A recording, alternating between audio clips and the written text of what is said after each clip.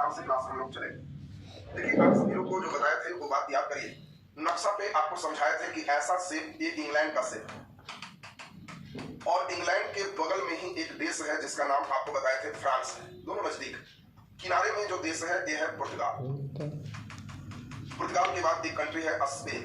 Spain से हमें कोई मतलब बहुत नहीं। अब यहाँ पे हम लोगों को एक बात इंपॉर्टेंट समझना है, बहुत ही महत्वपूर्ण बात, कि यह पुर्तगाल भारत में सबसे पहले आया और लगातार भारत में आप देखें कि इसने अपना बिजनेस प्रारंभ कर लिया और लगातार अपना सिस्टम चल रहा है। धीरे धीरे यहाँ से पुर्तगाल के आते आते हम लोग देखें कि अब ये रास्ता के बारे में, चूंकि ये Cape of Good Hope Africa के दक्षिणतम बिंदु होके जाता था, ये रास्ता के बारे में बहुत डिटेल पूरी जानकारी सिर्फ पुर्तगालियों के पास ही था। इसने सभी को यह पूरे मानचित्र नहीं दिया। कहा जाता है कि इसमें पहली बार, अब इसमें जो कहानी है उस पर आप ध्यान दीजिए, पहली बार एक अंग्रेज है जिसने पुर्तगालियों के जहाज को लूटा, पुर्तगाली के जहाज को लूटने का काम किया। बगल में ही जहाज है, उसमें अपना यहाँ अंग्रेजों की भी नौ सैनिक काफी मजबूत थे और इस अंग्रेज का नाम था फ्रांसिस ड्रैक। तो फ्रांसिस ड्रैक पहला एक अंग्रेज है जिसने सबसे पहले पुर्तगाल के जहाज को 1578 में लूटा, यानी 1578 में इसने पुर्तगाल के जहाज को लूटा। और पुर्तगाल जहाज को जब उसने लूटा तो लूटने का मतलब वहां का सब चीज, जो व्यक्ति है उसको मार दिया, अंदर जो सामान है सब चीज लूट लिया। लूटने के बाद उसके हाथ में एक नक्शा आया, मानचित्र आया और वह मानचित्र कैसे यूरोप से भारत पहुंचा जाएगा उसके रास्ता का मानचित्र। तो इसी जहाज के लूटा जिसमें भारत आने का मानचित्र उसके हाथ लगा। अब यही मानचित्र पुर्तगालियों के पास, पहले ये टेक्नोलॉजी केवल पुर्तगाल के लोग रख रहे थे, लेकिन अब यहां पर आपका पूरा ये सिस्टम पुर्तगाल से अब धीरे धीरे इंग्लैंड के पास आ गया। डचों को भी उसी प्रकार के लूटकांड में उनको भी मिला है और तब वो अपना पहले श्रीलंका फिर इधर भारत को लोग भी अपना बिजनेस किए। इसीलिए अब हम लोगों को यहाँ पर बहुत ही इंपॉर्टेंट चीज जो अब बात है उस पर हम लोग करें। अब इंग्लैंड के कुछ व्यक्ति भारत आना शुरू कर दिए। नक्शा जब मिल गया तो धीरे धीरे कई लोग जिनको भी बिजनेस में लग रहा था कि यहाँ आने से बहुत लाभ हो, वो पहले बिजनेस वाले भी आए, धर्म प्रचार वाले भी आए। सबसे पहला अंग्रेज अब 78 के बाद 1579 में पुर्तगालियों के पास ही गोवा में सबसे पहले आए और ये थे थॉमस स्टीफेंसन। थॉमस स्टीफेंसन, और आपको ध्यान रखना है थॉमस स्टीफेंसन इस समय आ रहे हैं तो ये अकबर का समय, इसलिए आपसे कभी भी पूछा जाएगा पहला अंग्रेज जब आया है तो उस समय मुगल बादशाह कौन है, तो अकबर। और थॉमस स्टीफेंसन एक पहला अंग्रेज है जो गोवा पहुंचा। लेकिन यहां पर एक बात आपको ध्यान दिला दें, थॉमस स्टीफेंसन जिसका हमने नाम लिखा, ये कोई बिजनेसमैन नहीं। थॉमस स्टीफेंसन एक पादरी जिसने ईसाई धर्म के प्रचार के लिए ये भारत आया, यानी इसका उद्देश्य ऐसा नहीं कि इंग्लैंड के बिजनेस को भारत में लगाए। अगर कभी क्वेश्चन रहे कि पहला व्यापारी जो इंग्लैंड में भारत आया तो थॉमस स्टीफेंसन नहीं हो, क्योंकि थॉमस स्टीफेंसन एक पादरी। और इसके बाद एक व्यक्ति का नाम आता है जो एक जस्ट यात्री जैसा पूरे जगह घूमने का काम करता है, वो सब जगह बिहार भी पहुंचता है और वह है 1588 में। इसका नाम बिहार स्पेशल में डिटेल ज्यादा सुनोगे, इसका नाम है रॉल्फ फिच। और रॉल्फ फिच एक इंग्लैंड यात्री है और यह इंग्लैंड यात्री के रूप में, ये भी कोई बिजनेसमैन नहीं है, इसकी भी इच्छा है कि यात्री है सब ये पूरा जगह सबको एकदम घुमा जाए, देखा जाए कैसा भारत में है, इस चीज को हम समझा जाए, पूरा एकदम ध्यान से इसको पूरा किया है। और इसमें जरा ध्यान से आपको समझना है 1588 में रॉल्फ फिच इंग्लैंड पहुंचने वाला ये आपका पहला यात्री बना है। अगर कभी भी पूछा जाए पहला पादरी स्टीफेंसन होगा, पहला यात्री रॉल्फ फिच होगा, लेकिन यह भी कोई ऐसा नहीं व्यापारिक यात्री, व्यापार के लिए नहीं आया, लेकिन रॉल्फ फिच ही इंग्लैंड से आया है भारत, बिहार वगैरह सब जगह घुमा और इसने 1591 में एक पुस्तक लिखा और उसमें इसने बताया कि इंग्लैंड का भारत में किस प्रकार व्यापार हो सकता है। ये पूरी संभावनाओं को, इसने पूरे व्यापारिक संभावनाओं को सबसे पहले उजागर किया। इसने पूरे व्यापारिक संभावना को बताया कि कैसे व्यापार में फायदा होगा, कैसे क्या होगा। अचानक कोई ऐसा ही नहीं आ जाएगा। तुम अपने गांव से मान लो पटना पढ़ने आए, ऐसा नहीं कि तुम अचानक बैग एंड बैगेज उठाओगे और सीधे पटना पढ़ने चले आओ। ऐसा होगा कि कोई आपके गांव का व्यक्ति पटना पहले घूमा होगा, कुछ रोड जान रहा होगा, उसको कुछ बोलेगा तो कहेगा हाँ हाँ वहाँ पे स्टूडेंट इलाका है, वहाँ डेरा रखने से तुम्हारा सही होगा, उधर ऐसे होगा। वो तुम्हें हल्का जानकारी तुम्हें कहीं ना कहीं से मिला, वहाँ फलाना टीचर है, वहाँ ऐसे पढ़ाई होती है, ये सब जानकारी आपको मिली। और तब कोई व्यक्ति पहले घूमा है, गाँव में चर्चा किया है, तब आपका मूड बना, तब आप वहां से आए। तो अचानक ऐसा नहीं कि ईस्ट इंडिया कंपनी सीधे बिजनेस शुरू कर, आपने देखा कि कहानी कितना दिलचस्प मोड़ है, तो प्राय यहां तक का जो सेक्शन है इससे प्रश्न आने की संभावना कम।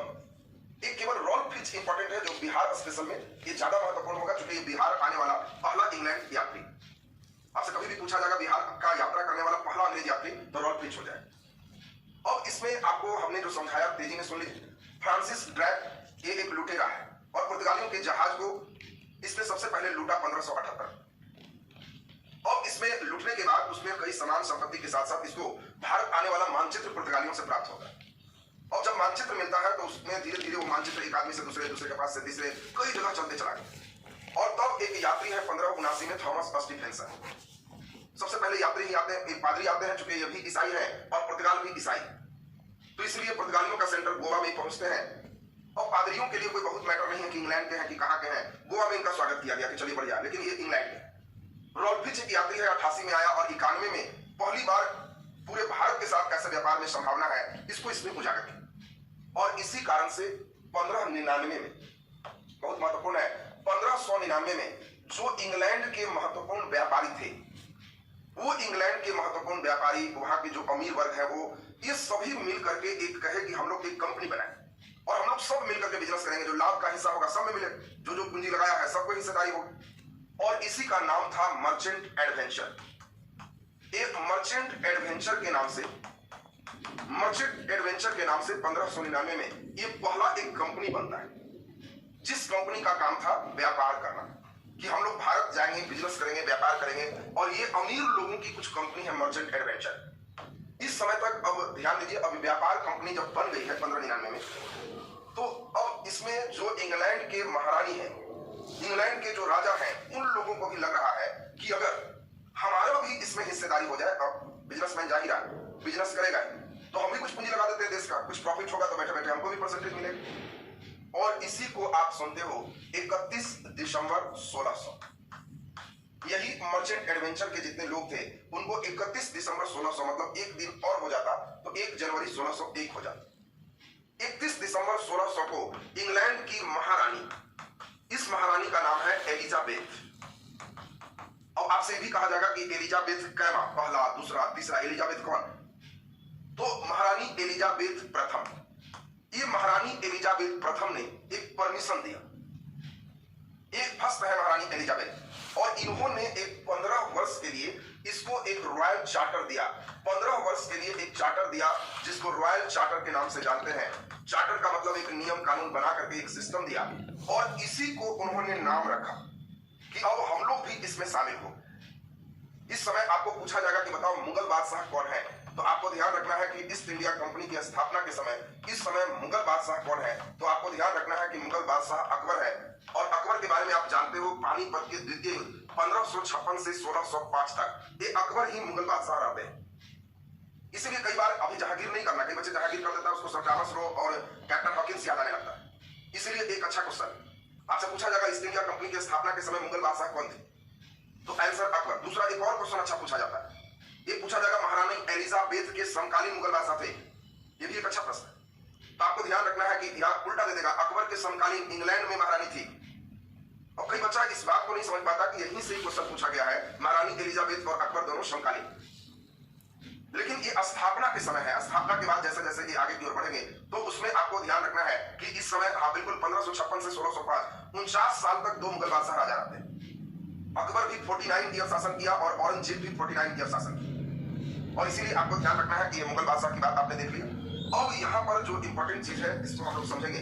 जब महारानी एलिजाबेथ अपना पूरा परमिशन दी तो इसका अब नाम पड़ा merchant of trading. Merchant of trading, merchant of trading. Merchant का मतलब हो गया इसमें पूरा ट्रेडिंग, व्यापार करने वाला। Merchant of trading to East Indies, merchant of trading to East Indies. ये मेन नाम हो गया। कई बार नाम ऐसा भी मिलेगा मर्चेंट ऑफ लंदन, ऐसा पूरा नाम मर्चेंट ऑफ लंदन ही करें तो ज्यादा अच्छा। Merchant of London trading to East Indies, ये मेन नाम हो गया आपको merchant of London trading to East Indies. इसी को हम लोग शॉर्ट में कहते हैं ईस्ट इंडिया कंपनी। यानी आपको समझना है कि यह ईस्ट इंडिया कंपनी क्या है। तो ईस्ट इंडिया कंपनी इंग्लैंड के अमीरों की एक कंपनी, इंग्लैंड के अमीरों की एक कंपनी है, इंग्लैंड के व्यापारियों की एक कंपनी है, जिसमें इंग्लैंड के राजा और इंग्लैंड का भी वहां संसद का भी कुछ परसेंटेज, ये जो बिजनेस करेंगे तो इनको भी परसेंटेज मिले। और ऐसा करने के लिए इनको प्रारंभ में केवल 15 वर्ष के लिए इनको अधिकार मिला। यह अधिकार जो रॉयल चार्टर मिला, यह एकाधिकार था समुद्री मार्ग के रास्ते, समुद्री मार्ग से एकाधिकार है। कैसे बालू वाले को सरकार टेंडर देती है, तो सरकार जब बालू वाले को टेंडर देती है तो एकदम एकाधिकार देती है कि इस घाट से केवल आप ही बालू निकाल सकते हैं। दूसरा कोई बालू अगर निकालता है तो आप उसका ट्रैक्टर जब्त कर सकते हैं, उस पर पुलिस से कार्रवाई करवा सकते हैं। सेम उसी प्रकार समुद्री रास्ते से भारत आने का सिंगल पावर सिर्फ और सिर्फ ईस्ट इंडिया कंपनी को दिया कि अगर बिजनेस किसी को करना है इंडिया से, इंग्लैंड का निवासी हो, तो सिर्फ यही बिजनेस कर सकता है, दूसरा कोई नहीं कर सकता। और इसमें सरकार का भी शेयर होल्डर है। तो अब यहां तक की बात आप समझ गए हैं, तो एक नजर हम लोग तेजी में इस बात को देखें। इतना लिखने के बाद तब हम लोग चलेंगे। हम लोग सबसे पहले चल रहे हैं आज ईस्ट इंडिया कंपनी, और ईस्ट इंडिया कंपनी सबसे महत्वपूर्ण हो गया क्योंकि इसी का भारत में शासन होगा और इसी पे हम लोग को डिटेल पढ़ना है। हम लोगों ने देखा सबसे महत्वपूर्ण इसमें सिर्फ एक चीज ध्यान रखना है कि रॉल्फ फिंच पहला अंग्रेज यात्री है जो भारत आया, ये एक इंपॉर्टेंट ऑब्जेक्टिव। बाकी थॉमस स्टीफेंसन याद है तो सही, फ्रांसिस ड्रेक याद है तो सही, नहीं भी याद है तो कोई बात। इसके बाद इंपॉर्टेंट 1599 में मर्चेंट एडवेंचर पहली कंपनी बनी है जो भारत में व्यापार के लिए बनी, और यही कंपनी 31 दिसंबर 1600 महारानी एलिजाबेथ प्रथम के द्वारा 15 साल के लिए समुद्री मार्ग से व्यापारिक एकाधिकार प्राप्त किया। और इस समय मुगल बादशाह अकबर है, ये बात एकदम दिमाग में सेट रखें। और जब महारानी इसको परमिशन देती है तो इसी का नाम है merchant of London trading to East Indies, और इसी को शॉर्ट में हम लोग ईस्ट इंडिया कंपनी का। अब कंपनी बन गया है। कंपनी की कहानी अब बड़ा दिलचस्प यहाँ से शुरू करेंगे। जल्दी से 2 मिनट के अंदर इसको नोट कीजिए, जल्दी से नोट कीजिए, फिर हम लोग कंपनी की कहानी चलेगी। समझाते समय नहीं लिखिएगा, लिखने के लिए हम अलग से टाइम देंगे जिसको आराम आराम से लिखिए।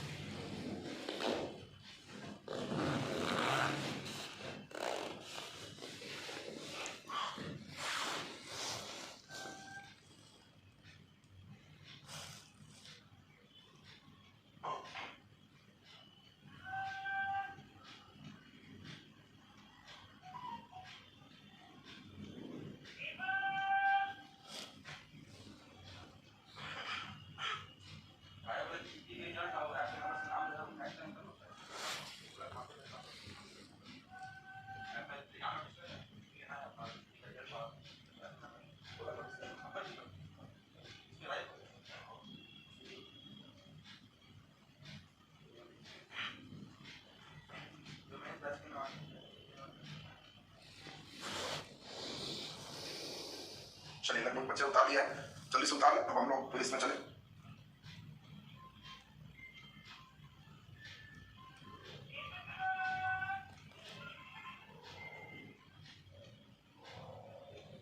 चलिए अब जरा ध्यान से समझेंगे। देखिए अब यहां से हम आपको जो समझाने जा रहे हैं उस बात पर सब लोग ध्यान दीजिए। यहाँ पे एक बहुत इंपॉर्टेंट जो घटनाक्रम है उस बात पर सबका ध्यान चाहेंगे। इस समय सबसे महत्वपूर्ण जगह एक बना हुआ है जिस जगह का नाम है सूरत।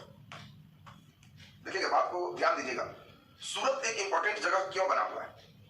क्योंकि यहाँ पे सूरत में पुर्तगालियों ने यहाँ अपनी व्यापारी कोठी बनाई, और इसके कारण यहाँ पे पुर्तगालियों की जो व्यापारी कोठी है इसमें धीरे धीरे यहाँ पर 2 चीज बहुत ज्यादा उपलब्ध हो गया। एक तो कच्चा पदार्थ, क्योंकि मान लो वस्त्र उद्योग भी करना है तो आप जानते हो गुजरात में कपास वगैरह काफी अधिक होते, तो एक रॉ मटेरियल सूरत में अच्छे उपलब्ध थे, और दूसरा यहाँ पे आसानी से श्रम उपलब्ध थे।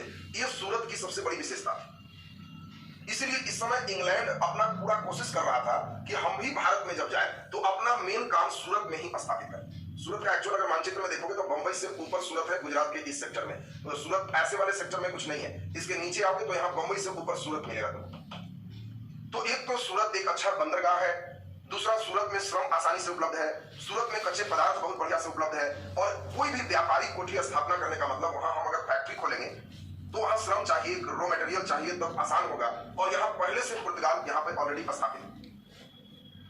और इसके बाद आपको ध्यान में यहाँ पर सेट करना है कि अब देखिए इंग्लैंड में जो राजा है जिन्होंने सबसे पहला प्रयास किया, अब इंग्लैंड के एक राजा है, इनका नाम सभी लोग जानते हैं, और यह इंग्लैंड के राजा, इन्होंने सबसे पहला एक प्रयास किया कि हम ईस्ट इंडिया कंपनी को बना दिए तो उसको हम मूर्त रूप पहुंचाए, और यह है जेम्स प्रथम। जेम्स प्रथम एक बढ़िया प्रयास कर रहे हैं कि कंपनी तो 1600 में ही बन चुकी, लेकिन ये भारत आने में अभी लेट कर रहे हैं। आखिर कोई खोलेगा व्यापारी कोठी तो पूरा परमिशन लेगा, बजाते पूरा सिस्टम बनाएगा, तब जाकर के वो खोल पाएगा। और इसीलिए इसने, जेम्स प्रथम ने यहां अपना पहला दूत भेजा और दूसरा दूत भेजा। इनका 2 दूत रहा, एक पहला दूत है और एक दूसरा दूत है। और इन दोनों दूत से आपसे अच्छा प्रश्न पूछे जाते हैं, इसीलिए सभी लोग को दोनों दूत बढ़िया से समझना है। दूत का मतलब हो गया कि इनके संदेश को लेके भारत के राजा तक पहुंचाना। और इस समय भारत के राजा, आप देखोगे कि आप 1605 में ही आपको हमने बताया कि अकबर की मृत्यु हो, और ये पहला दूत 1608 में, दूसरा दूत भी 1615 में भेजा गया। तो दोनों ही दूत जो आए हैं इस समय, मुगल बादशाह जो है ये आपके जहांगीर। तो दोनों दूत के समय मुगल बादशाह की बात अगर की जाए तो मुगल बादशाह कौन है? जहांगीर। तो पहला नंबर तो एक आपको इंपॉर्टेंट चीज ध्यान में आ गया कि यह दूत किसके दरबार में भेजा गया? जहांगीर के दरबार में। पहला दूत भी आया, दूसरा दूत भी आया।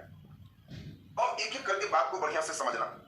इस समय सबसे इंपॉर्टेंट चीज क्या है? जो दूत आते थे, जो राजदूत आते थे, और राजा के ये दूत है, कोई साधारण तो है नहीं, इंग्लैंड के राजा के ये दूत, तो ये अपने साथ पूरा राजा का तोहफा गिफ्ट खूब लाते थे। इतना तोहफा गिफ्ट लाते थे कि राजा का एकदम, जो जिसके दरबार में आए उसका एकदम मिजाज खुश हो जाए कि नहीं हमको कुछ मिला। और वो भी इंग्लैंड के राजा का दूत है, इसका इंग्लैंड का भी उस समय काफी नाम। और पहला दूत के रूप में आप सब बच्चे जानते हो, आने वाला जो व्यक्ति है इसका नाम आप लोग जान रहे हैं, कैप्टन हॉकिंस। कैप्टन हॉकिंस एक अंग्रेज का पहला दूत है। और दूसरा दूत का नाम आप सब लोग जानते हैं, सर टॉमस रो। आपसे अब कभी भी क्वेश्चन आए सर टॉमस रो किसके दरबार में आया? तो जहांगीर। सर टॉमस रो किसका दूत था? तो जेम्स प्रथम का। कैप्टन हॉकिंस किसके दरबार में आया? तो जहांगीर। कैप्टन हॉकिंस किसका दूत था? जेम्स प्रथम।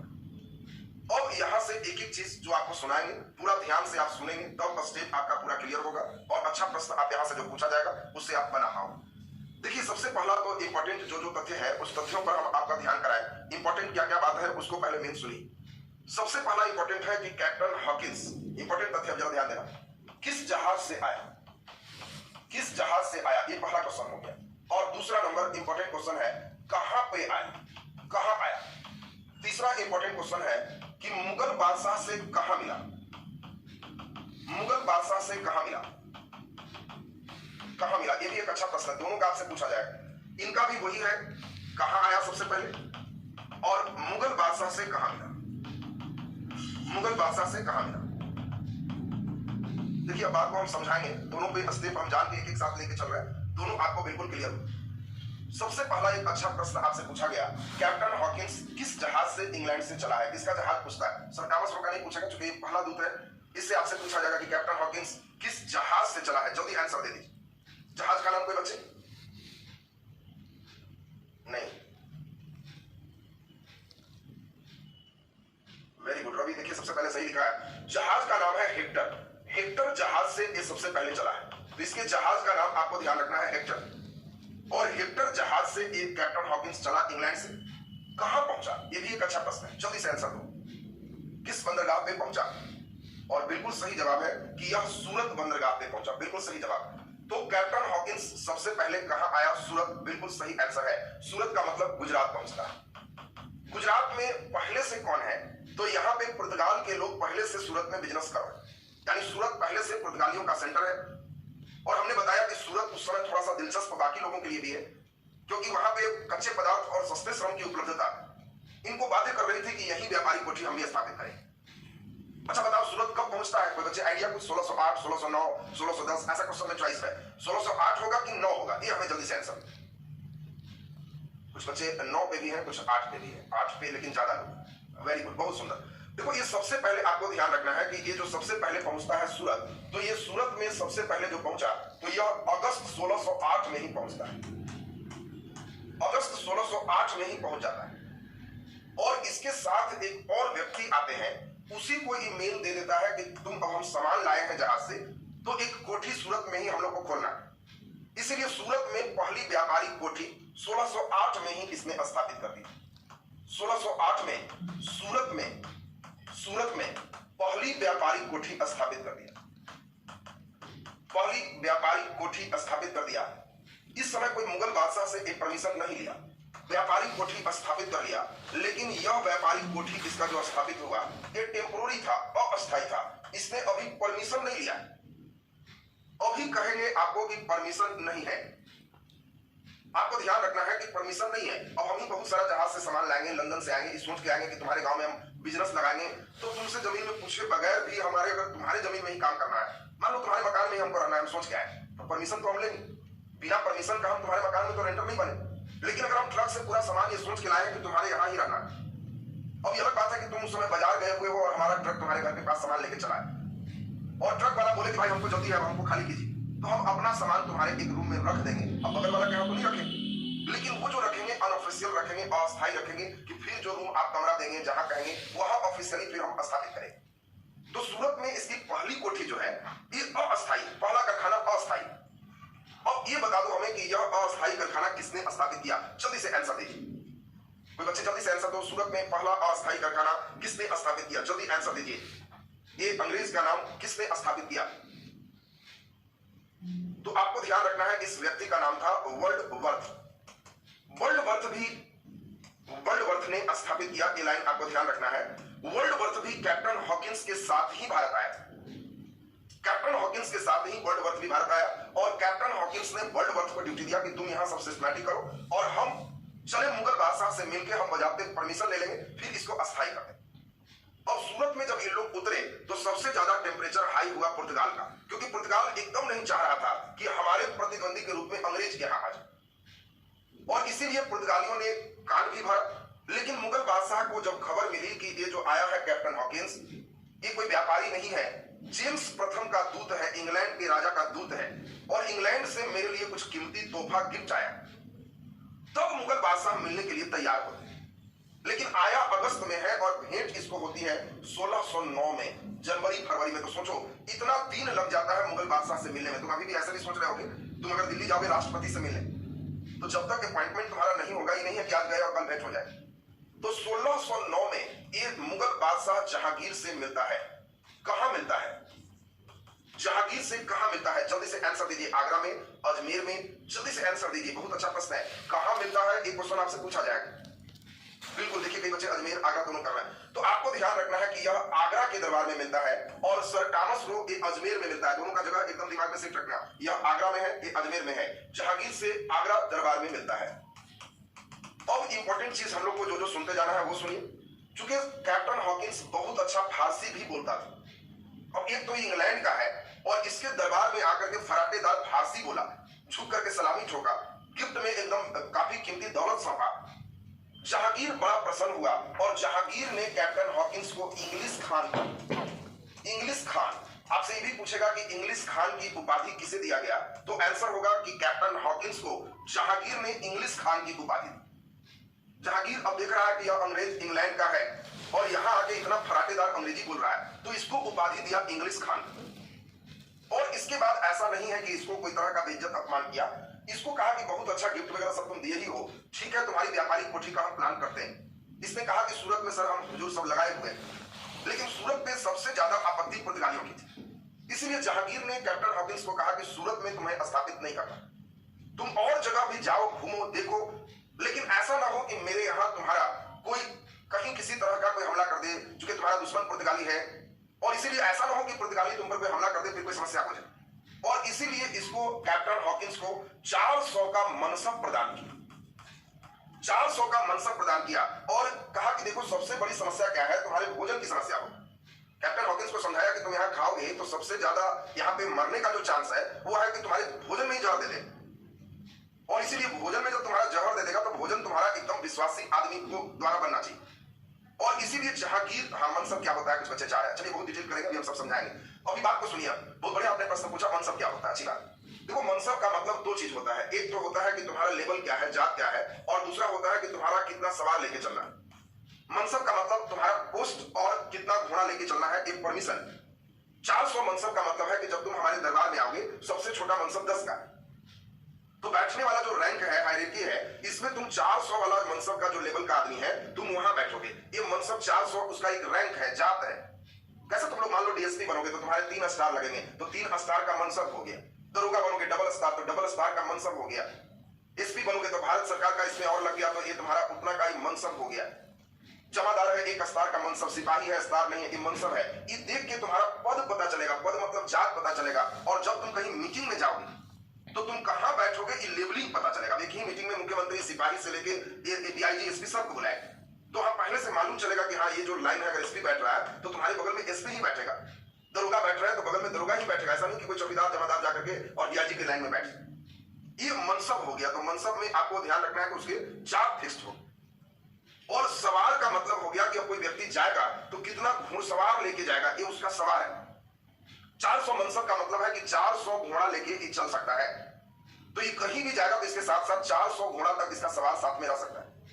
और इससे आपको ध्यान रखना है कि यहाँ पे मनसबदारी ऐसे मुख्य रूप से अकबर ने शुरू किया था। जहांगीर, ध्यान दीजिए, जहांगीर के समय, अब इसमें जात सवार के जो पद देख रहे हो ये अकबर के समय हुआ है। इस समय जो आप देख रहे हो, ध्यान दीजिए, अकबर ही सब चीज इसको फिट कर दिया कि ऐसे जात होगा, ऐसे सवार होगा। और अकबर के बाद चुके जहांगीर है तो सेम वही पैटर्न को वो फॉलो करो। अब आपको बिल्कुल समझ में आ गया होगा कि मनसब देने का 2 सेंस है। एक, कहीं जाएगा तो उसको सुरक्षा प्रदान करना, और दूसरा, हम कभी भी इसको बुलाएंगे तो दरबार में इसकी हैसियत पता लगना कि हम यहाँ बैठेंगे, हमसे ऊपर भी कई लोग हैं। ये दोनों चीज आपको ये मनसब भी क्लियर हो चुका हो। इसके बाद इसने क्या किया, कहा कि देखो भाई, यहाँ सबसे बड़ा जो तुमको इंग्लिश खान खतरा है, वो खतरा है तुम्हारी जान का। हो सकता है तुम्हारे भोजन में जहर मिला के दे दिया, तो तुम्हारा जो भोजन बनाए वो एकदम तुम्हारा अपना व्यक्ति बनाना चाहिए। अपना व्यक्ति जब तक भोजन नहीं बनाएगा तुम मर सकते हो, जहर दे देगा तुमको, तुम्हारा दुश्मन पूरे पुर्तगाली लोग। तो इंग्लिश खान परेशान है कि मुझे क्या किया जाए। तो जहांगीर कहा कि ऐसा करो, तुमको हम एक लड़की देते हैं, ये अर्मेनिया की लड़की है, ये अर्मेनिया के एक लड़की से तुम विवाह करो। कहा हुजूर मेरा पहले से विवाह हो चुका है, लेकिन कहा कि चलो विवाह हुआ है, वो इंग्लैंड में है ना, तुम यहाँ भी एक विवाह करो। और यही जो अर्मेनियन लड़की से तुम विवाह करोगे ये तुम्हारे साथ रहेगी, तो तुम्हारा भोजन यही बनाएगी, तुम्हारी पत्नी है, तो जहर की संभावना नहीं रहेगा, नहीं तो तुम पैसे ही संभालते। और जहांगीर के कहने पर कैप्टन हॉकिंस का अर्मेनिया की एक लड़की से विवाह भी हो जाता है।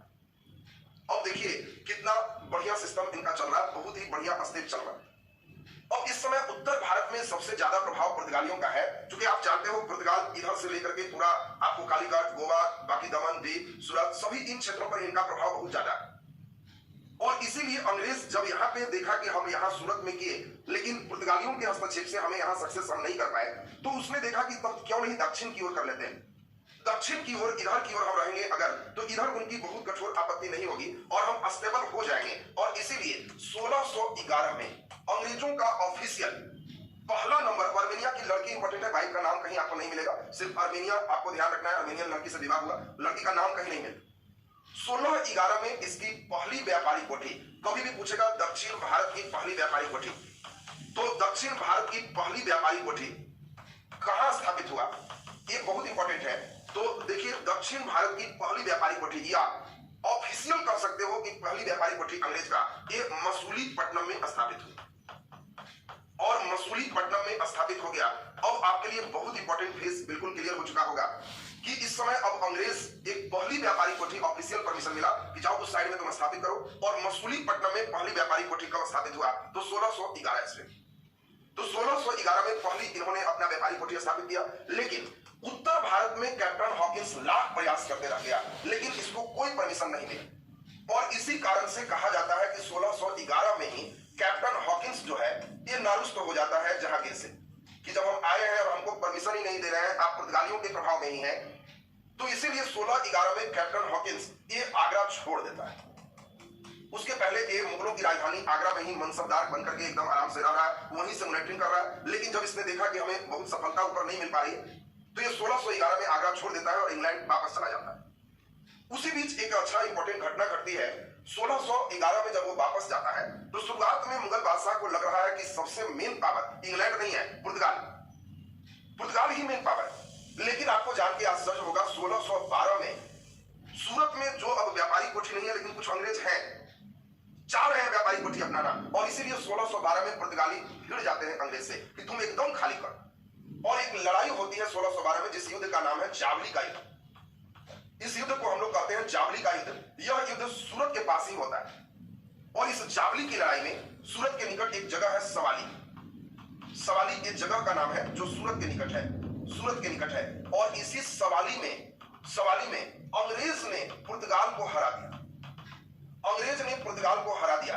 अब देखिए यहां पर ये मत समझना कि कैप्टन हॉकिंस का मतलब सिर्फ यही में, ये तो एक राजा का दूत है जो परमिशन के लिए, लेकिन यहाँ पे कई अंग्रेज आ चुके हैं। मसूलीपट्टनम में आपने देखा कि इनकी व्यापारिक कोठी है, बिजनेस शुरू हो चुका है ऑलरेडी, और इसीलिए 1611 में जब इनकी व्यापारिक कोठी है, कोई जहाज सूरत में अगर आ रहा है तो पुर्तगालियों को आपत्ति है, और इसी कारण इस लड़ाई का नाम है जावली का युद्ध। और जावली की लड़ाई में अंग्रेजों की तरफ से हेड थे हैमिल्टन, और हैमिल्टन ने पुर्तगालियों को यहाँ हरा दिया। जब हराया तो जहांगीर बड़ा प्रसन्न हुआ कि हम तो सोच रहे थे कि पुर्तगाल के पास ही पावर है, लेकिन पावर अंग्रेज के पास भी है, और इसीलिए 1613 में हराने के बाद 1613 में सूरत में व्यापारिक कोठी खोलने का परमिशन मिल गया जहांगीर के द्वारा। तो 1613 में एक जहांगीर द्वारा सूरत में व्यापारिक कोठी खोलने का परमिशन दे दिया गया कि अब आप अस्थायी कारखाना खोल सकते हैं। इसने देखा कि नहीं ताकत इधर भी है, इसलिए अस्थायी कारखाना खोलने की इजाजत दी गई। तो आपसे देखो ये इंपॉर्टेंट क्वेश्चन इसलिए है कि आपसे पूछा जाएगा कि बताओ अंग्रेजों की पहली कोठी कहां स्थापित। इसमें अस्थायी और अस्थायी शब्द का जिक्र नहीं रहने से सूरत आंसर सही हो, लेकिन हाँ अगर एकदम टाइट करके पूछते अंग्रेजों की पहली अस्थायी कोठी का निर्माण हुआ तो आंसर सूरत नहीं होगा, क्योंकि सूरत अस्थायी 1608 है, अस्थायी में वो 1613 है, उसके पहले 1611 में मसूलीपट्टनम में अस्थायी हो चुका है। तो इसीलिए अब आपको पार्टिकुलर पूछा जाए कि कब कहां, ये भी ध्यान रखना। ये भी पूछा जाएगा, अच्छा क्वेश्चन है कि अंग्रेजों का सूरत में अस्थायी कोठी कब निर्माण हुआ। बहुत बढ़िया प्रश्न, अंग्रेजों का सूरत में अस्थायी कोठी कब निर्माण हुआ। तो आंसर आपके 1608 रहेगा भी तो मत मानना, ये अस्थायी है। याद रखना कि वो सर बताए थे 1611 में। देखो अभी हम डेट तुम्हारे दिमाग में बैठाते हैं, डेट तुम्हारे दिमाग में बैठाते हैं तो एकदम दिमाग में तुम्हारा आ जाएगा, एकदम सीक्वेंस है। 8 में कैप्टन हॉकिंस आया, 9 में जहांगीर से भेंट हुआ, इसके बाद हमने देखा कि 10 में पूरा प्रयास किया लेकिन कुछ हुआ नहीं, 8 में ही अस्थायी कोठी सेट कर चुका था आने के साथ, वर्ल्ड बर्थ के साथ। 11 में उसकी पहली व्यापारिक कोठी मछलीपट्टनम में स्थापित हो गया, लेकिन पूरा सक्सेस उत्तर भारत में जब कैप्टन हॉकिंस नहीं हुआ तो ये नाराज होकर आगरा छोड़ के चला गया। और इसमें 1611 में जब चला गया पुर्तगालियों का साहस बढ़ गया, और इसमें 1612 में हम लोग देखें कि पुर्तगालियों का एकदम उद्देश्य है कि सूरत में इसको रहने नहीं, और इसीलिए एक लड़ाई होती है जावली का युद्ध। और जावली के युद्ध में आपको सूरत के नजदीक एक जगह है सवाली, और इस सवाली में अंग्रेज ने पुर्तगाल को हराया। अंग्रेज का हेड हमने बताया हैमिल्टन, और तब इसमें जहांगीर को लगा कि नहीं अंग्रेजों के पास भी ताकत है, और इसीलिए 1613 में उसने सूरत में अंग्रेजों को भी अस्थायी फैक्ट्री लगाने की परमिशन दी। यानी आपको 3 तरह का क्वेश्चन है, अंग्रेजों की पहली कोठी आंसर सूरत होगा, दक्षिण भारत में अंग्रेजों की पहली कोठी आंसर मसूलीपट्टनम होगा, अंग्रेजों की पहली अस्थायी कोठी आंसर मसूलीपट्टनम होगा, अंग्रेजों की सूरत में अस्थायी कोठी आंसर 1613 होगा। इसको देखो एकदम दिमाग में एक बार सेट करोगे, कोई कंफ्यूजन नहीं रहे, यहाँ एकदम ठीक हो। अगर ये दिमाग में पूरा फिट नहीं किए तो हमेशा बच्चे कंफ्यूज रहते हैं कि जा सूरत मारे क्या मारे, हमेशा कंफ्यूज रहते। तो ये बात आपको बिल्कुल क्लियर हो गया। अब इसी प्रकार से अभी हम लोग सर टॉमस रो का पूरा सुनेंगे, और सर टॉमस रो सुनने के बाद तब आपका यह फेज पूरा कंप्लीट हो, उसके बाद तब इनकी पूरी फैक्ट्री पर हम लोग ध्यान केंद्रित करेंगे। चलिए जरा ध्यान दीजिए, सर टॉमस रो जब आता है, सुनिए जरा ध्यान से, सबसे पहला क्वेश्चन है कहां आया, तो सर टॉमस रो भी सूरत में ही पहुंचता है। आपको पूछा जाए सर टॉमस रो कहां आया, तो आंसर आपको पूरा दिमाग में सेट रखना है कि यह सर टॉमस रो भी सूरत में पहुंचता है। 1611 और 1613 में कंफ्यूज हो गए, क्यों कंफ्यूज हो गए भाई, तो बिल्कुल आसान है। 1611 में हमने बताया कि अंग्रेजों की पहली अस्थायी कोठी मसूलीपट्टनम में सेट हुआ, और 1613 में सूरत में पहली अस्थायी कोठी सेट हुआ। बस यही चीज को ध्यान रखना है, 1611 मसूलीपट्टनम और 1613 आपको सूरत, बस दिमाग में सेट रखना है। अब इसमें दिमाग में हम लोग को ये बैठा लेना है कि सर टॉमस रो भी पहली बार सूरत आए, और यहां पर अब आपको इंपॉर्टेंट चीज बताए, बहुत महत्वपूर्ण है। इस समय फिर सूरत में उनकी व्यापारिक कोठी तो है, लेकिन पुर्तगाली लोग क्या किए हैं, यहां पे सूरत में शाहजहां जो है जहांगीर का बेटा है जिसको खुर्रम कहते हैं, खुर्रम ही वहां पे उस प्रांत का हेड था, और खुर्रम और पुर्तगालियों में बहुत अच्छी दोनों की दोस्ती थी। पुर्तगाली जान रहे थे कि सर टॉमस रो आया है एक दूत बनके, तो ये अगर ऐसा ना हो कि पूरा यहाँ पे परमिशन ले, क्योंकि कैप्टन हॉकिंस को जस्ट फेलुअर है, पूरा परमिशन उत्तर भारत में मिला नहीं। सर टॉमस रो को इसीलिए इसमें अलग से 1615 में भेजा गया, और इसीलिए ये सूरत में आया भी है। तो डेट आपसे कभी भी पूछे तो ध्यान रखना 1615 में आया है, दिसंबर 1615 में ये पहुंचा है सूरत। लेकिन यहाँ पे खुर्रम क्या किया, सर टॉमस रो को काफी तंग किया, टॉर्चर किया, यहां तक कह दिया कि सामान तुम्हारा नहीं उतरेगा, जहाज में ही रहो, जहाज में ही सुतो, तुमको नीचे उतरने की जरूरत नहीं है। लेकिन सर टॉमस रो भी जिद्दी व्यक्ति था। जेम्स प्रथम का जब चिट्ठी लेकर के आता है तो ये भी जिद्दी है कि जो हो हमको एक बार बादशाह जहांगीर से मिलना है, और इसीलिए जहांगीर से तो हम मिल के ही जाएंगे। और इसके लिए वो मुगल बादशाह जहांगीर से मिलने के लिए प्रतीक्षा में है।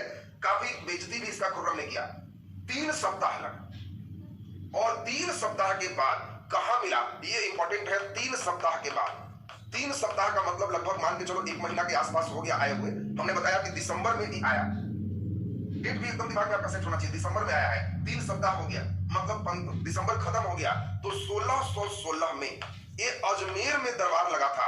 और इसी अजमेर में दरबार में जब मुगल बादशाह सर को मालूम चला कि जेम्स प्रथम का फिर दूत आया, तो जहांगीर की एक खराबी भी थी, गिफ्ट लेने में इसको बड़ा मजा आता था।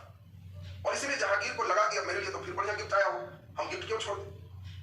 और इसीलिए जहांगीर ने क्या किया, उसको कहा कि नहीं, बढ़िया से उसको लाओ, जो आया है उसको बुलाओ।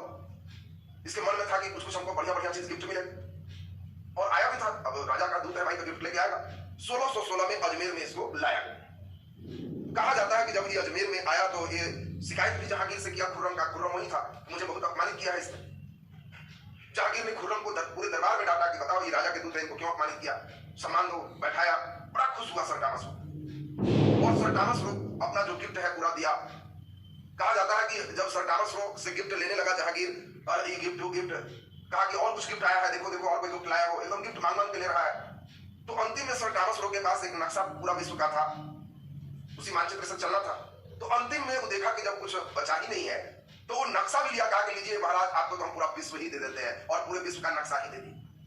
पूरे विश्व का नक्शा दे दिया। और वही कहा जाता है कि विश्व के नक्शा देने के बदले सर टॉमस रो ने भारत पर अधिकार कर लिया।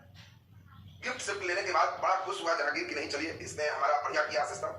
और 3 साल तक यह रहा, 3 वर्ष तक रहा। और 3 वर्ष तक रहने के उपरांत इसकी एक सफलता रही कि इसने मुगल बादशाह नाम आप देख रहे हो, ये मुगल बादशाह जहांगीर से व्यापार का फरमान प्राप्त कर लिया। ये एक इसकी उपलब्धि है। ये पहला ऐसा है जिसने परमिशन लिया कि हमें व्यापार करने का परमिशन दिया जाए। और उसके बाद गुजरात के भड़ौच में, अहमदाबाद में, अन्य जगहों पर भी ये जहांगीर के परमिशन से व्यापारी कोठी स्थापित किया। 3 वर्षों तक रहा। सर टॉमस रो को बहुत संतुष्टि नहीं मिला कि हम बहुत सक्सेस है। ये भी जाके इंग्लैंड में लिखा कि मैं असफल रहा। सर टॉमस रो ने लिखा कि मैं असफल रहा, पूरा सक्सेस नहीं किया, हम जो सोच के गए थे उतना नहीं हुआ। लेकिन सर टॉमस रो सबसे सफल दूत में से एक रहा। इसने जो फरमान प्राप्त किया, अंग्रेजों के लिए दीर्घकालीन एक अस्थायी देखोगे सफलता बन के रह जाएगा। और धीरे धीरे अब अंग्रेज पूरे भारत में अपनी व्यापारी कोठी स्थापित करेंगे, जिसकी कहानी आप सुनोगे। तो अभी आप सभी लोग यहाँ पर कैप्टन हॉकिंस और सर टॉमस रो, इन दोनों के बारे में देखें। अब एक ही साथ एक पेज में आधा पार्ट आपको बांट देना। दोनों साइड इस तरह से चल रहा है जिससे याद करने में दोनों एकदम आसानी। अब यहां से हम लोग सूरत से आगे की कहानी चलेंगे। गोलकुंडा के शासक के बारे में देखोगे, कैसे उड़ीसा में बैठाएंगे, बंगाल में बैठाएंगे, बिहार आएंगे, मुंबई में जाएंगे, मद्रास स्थापित करेंगे। ये पूरी कहानी के बाद उनके अधिकार क्षेत्र पर। तो अब इंपॉर्टेंट आपका क्या है, आज शाम का क्लास, उसमें क्या करेंगे, अंग्रेजों को पूरा जो भारत में सभी जगह उनकी फैक्ट्री स्थापित करेंगे। और उसके बाद एक मानचित्र का आधे घंटे का क्लास लेंगे, जिसमें सबकी व्यापारी कोठी और एकदम नक्शा पे याद करवाएंगे। कुछ जो बच्चे एकदम ध्यान दे दिए, कहेंगे कि हाँ एकदम मेरा फिट हो गया, अब डर कम हो। और तब इससे एक टेस्ट भी करवा देते हैं। आज ही टेस्ट करवा दें, इससे पहले तक 20 क्वेश्चन का एक टेस्ट इससे करवा दें, तो आपका टेस्ट हो जाएगा। टाइम बचाने के लिए उसको हम